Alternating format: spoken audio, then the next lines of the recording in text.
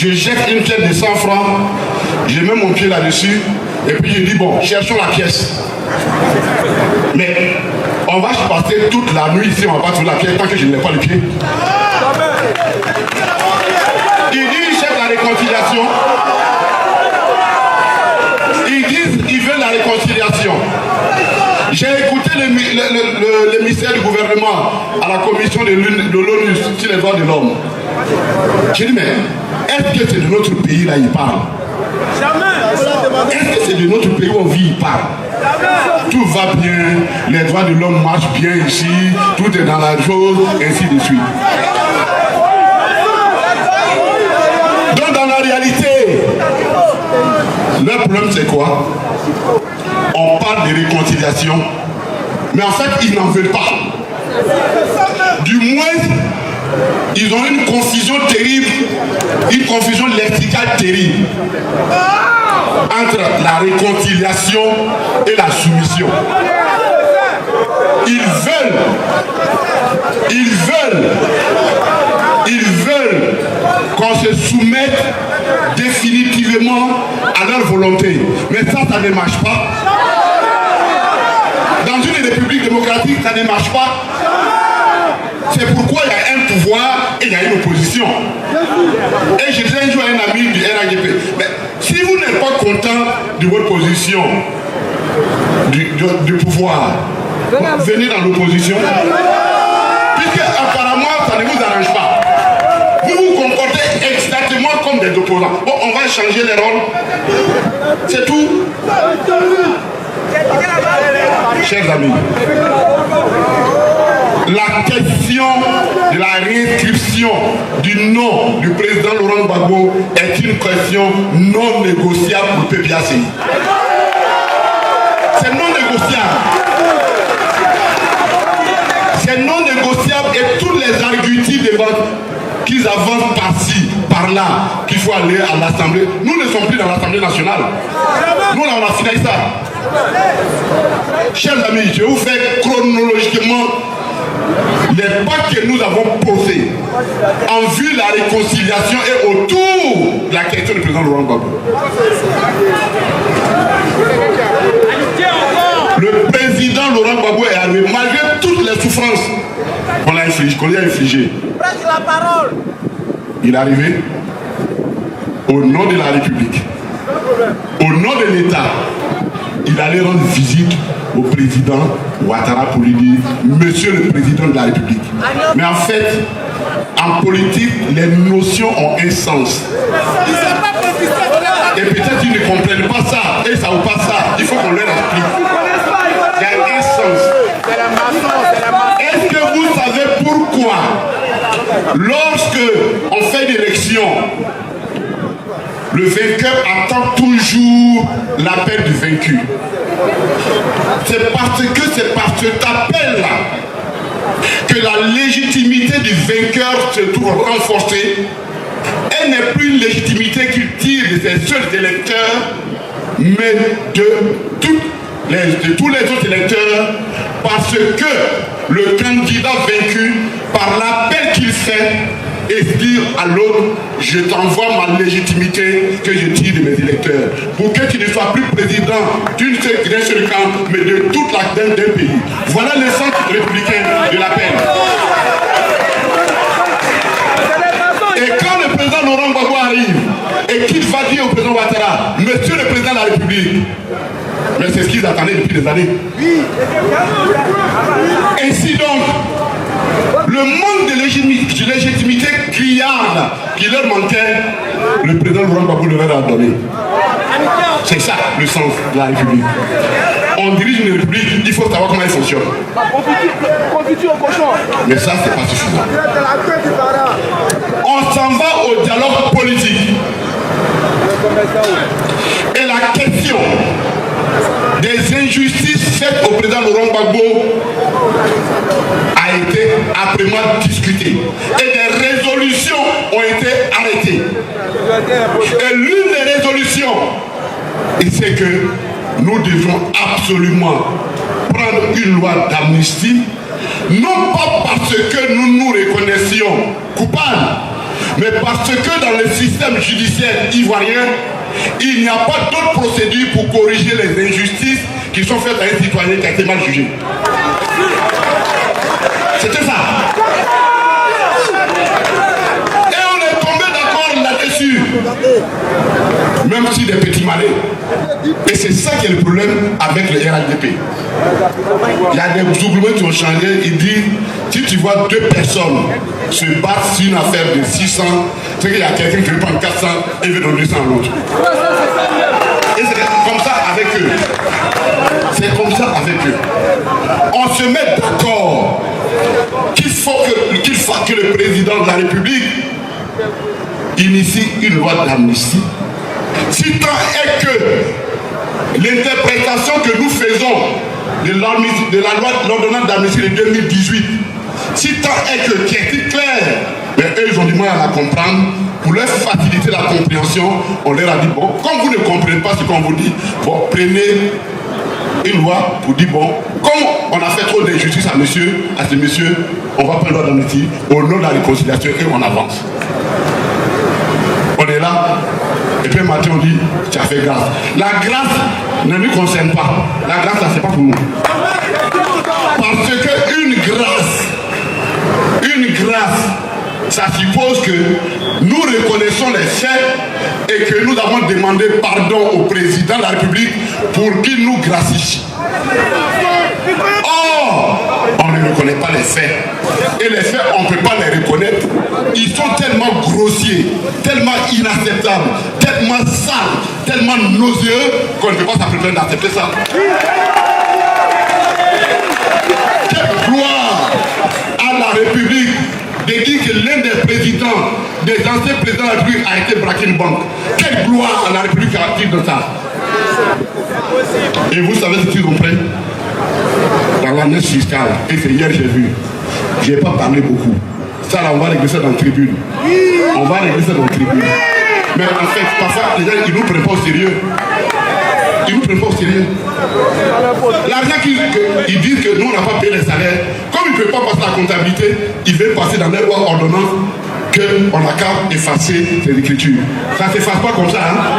Les écritures ne s'effacent pas comme ça. Si vous effacez ces écritures, vous allez nous expliquer alors pourquoi vous avez condamné Laurent Gbagbo. Pourquoi vous l'avez condamné? On ne va pas rentrer dans le procès tel qu'il a été fait. Et je vous dis pourquoi nous n'allons pas encore, nous n'irons nulle part. Parce que eux-mêmes, on a évacué, on a fini avec toutes les questions de procédure judiciaire. On a eu une décision de la Cour africaine des droits de l'homme dans notre main, qui surclasse toutes les autres décisions ici. Soit vous l'appliquez, soit vous ne l'appliquez pas. Mais si vous ne l'appliquez pas, ça veut dire qu'on n'est plus dans un état de droit. Ça veut dire que dans la réalité, un citoyen à qui un juge reconnaît une vérité, lui établit un droit, l'exécutif ou alors la CEI peut décider de ne pas appliquer. Dans ces conditions, nous avons quitté la République, nous tombons dans la jungle. Et dans la jungle, chacun se bat avec les moyens dont il dispose. Dans la jungle, c'est pourquoi la République est établie. La République est établie autour d'un certain nombre de valeurs. La valeur. Trois pouvoirs. L'exécutif, le législatif et le judiciaire. Et celui qui incarne la République et qui va faire en sorte que toutes ces décisions soient rendues applicables, c'est le président de la République, c'est le gouvernement. Donc si une décision de justice arrive et vous refusez de l'appliquer, vous lui dites d'aller, on n'a qu'à aller encore, on va aller voir quel juge encore. C'est de la roublardise, c'est de la ruse. Et c'est ça qui est malheureux ici. Les gens font une confusion entre faire la politique et faire la ruse. Mais nous, on est plus rusés que vous. On est plus rusés que vous. Chers amis, nous sommes le fruit de notre lutte. Le président Laurent Gbagbo a tout acquis par la lutte pacifique, déterminée. Nous sommes le fruit de cette lutte. Nous ne pouvons pas abdiquer. Jamais il nous reviendra dans notre parti de prendre des armes contre la République. Parce que c'est notre pays. On l'aime. Mais ne nous prenez pas pour des moutons. Mais ne nous prenez pas pour des moutons. Parce que même à force de mettre le doigt dans la boue de mouton, si vous ne faites pas attention, vous finissez par en faire un chien. Exaspération. L'exaspération. Nous sommes totalement engagés pour le dialogue politique. C'est pourquoi, par 2 fois, nous avons écrit au Premier ministre Robert Mandé, le 15 mars et le 12 avril, pour lui dire les élections arrivent. Nous avons une question existentielle pour nous, une question de rupture pour nous. Il s'agit de la question du président Laurent Gbagbo et puis c'est un des documents d'exigences que nous essayons de formuler et actionnons-nous et puis on va se parler. Jusqu'à aujourd'hui, nous n'avons pas encore répondu. C'est justement là ils font l'erreur. J'ai dit, et du haut ici, oui, nous les respectons. Parce que le respect qu'on leur doit, on leur doit au nom de la République, au nom de l'État qu'ils incarnent. Nous sommes obligés de les respecter, de les respecter. Mais nous n'avons pas peur d'eux. Nous n'avons pas peur d'eux. Nous n'avons pas peur d'eux. Que cela soit clair et net. Il y a une démarcation nette entre le respect et la peur. Je préfère une paix construite autour du respect qu'une paix qu'on veut imposer par la peur. Mais nous là, vous allez nous effrayer encore avec quoi? Ça, on a qu'à se parler. Vous allez nous effrayer encore avec quoi? On a gagné les élections ici. Vous nous avez pris, envoyés en prison. Vous êtes assis ici pour boire partout pour dire on ne reviendra pas. Il est revenu. Il a créé son parti politique. On est sur le terrain. Chaque jour, vous nous menacez, on va vous envoyer en prison, on va faire ceci. Et puis vous voyez qu'on ne change pas. Changez votre façon de faire. Ça veut dire que votre façon de faire, elle ne peut pas régler le problème. Revenons donc à ce que nous, on vous demande de faire. Asseyons-nous et discutons. Asseyons-nous et discutons. Et c'est ce que exactement les gens à l'ONU ont dit au gouvernement ivoirien. Parce que moi, j'ai suivi tous les débats. Ils disent il faut engager le débat. Il faut un dialogue politique inclusif pour des élections inclusives et transparentes. C'est ce qu'on leur a demandé de faire. C'est ce qu'on leur a demandé de faire. Mais est-ce que c'est notre faute sur le peuple Gbagbo? Est-ce que c'est notre faute sur notre meilleur candidat? Donc c'est pas notre faute. Camarades, nous sommes le PPACI, les pro-Gbagbo. Vous êtes l'incarnation. Vous êtes notre espérance. Vous êtes notre jeunesse. Chez nous, quand quelqu'un rentre dans ta maison et puis il t'attaque à ton papa, ce n'est pas ton papa qui t'attaque, à lui qui t'attaque, c'est toi-même à toi qui t'attaque. Donc, le refus de l'inscription du président Laurent Gbagbo, c'est une attaque frontale contre tous les jeunes. Et on ne peut pas accepter ça. On ne peut pas accepter. Et nous continuons Il est encore temps qu'on s'asseye et que nous parlions. Asseyons-nous, nous allons parler. C'est notre pays commun. Il y a toujours des solutions. Et c'est ça le fondement de la politique. La politique, c'est la capacité de trouver des solutions partout. Et si vous refusez de faire ça, vous voulez qu'on fasse comme nous. Donc nous, on va s'asseoir, croiser les mains, et puis on dit que vous n'êtes pas candidat. Et puis on va sortir, on va vous applaudir. Aïe, quand même. Quand même. Et quand on a dit non, vous nous menacez. Je dis, mais on ne vous menace pas. Voici, vous êtes dans une voiture avec un chauffeur. Et le chauffeur, là, il conduit mal, il dort, il conduit mal. Et un passager dit, pardon, il faut te réveiller. Et vous lui dites non, toi, on va faire un accident. Ce n'est pas celui qui a dit qu'il faut le réveiller, tu vas faire un accident. C'est parce que le chauffeur dort. Oh, et il dort. Ils ont la voiture, ils conduisent mal. On vous dit, réveillez-vous. Pourquoi on est à destination? Vous dites, faites attention, on va faire l'accident. Mais c'est parce que vous dormez. Chers amis, et je vais terminer par là. On vous a exhorté à aller vous inscrire, les nouveaux majeurs. Allez-y même vérifier. Allez-y même vérifier votre inscription. Parce qu'ils sont forts. Si vous asseyez un matin, alors que vous êtes à Port ici, on va dire d'aller voter à Rico chez moi là-bas. On dit votre nom est arrivé là-bas. Donc il faut que vous restez pour regarder. Allez-y vérifier si vous êtes sur la liste électorale.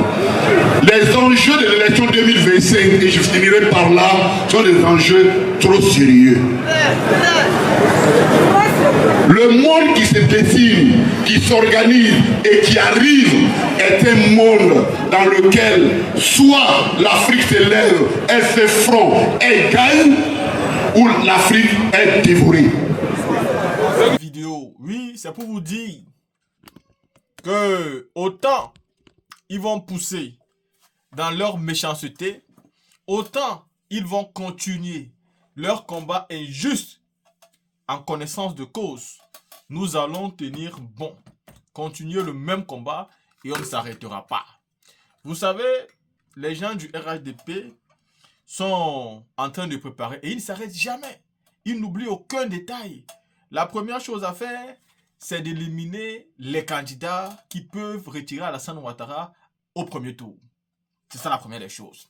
La deuxième chose, c'est ceux qui peuvent même essayer d'effrayer M. Ouattara. On va les retirer eux aussi. La troisième chose, il faut pouvoir légitimer l'élection d'Alassane Ouattara s'il va quand même avec 3 Ivoiriens qui veulent voter.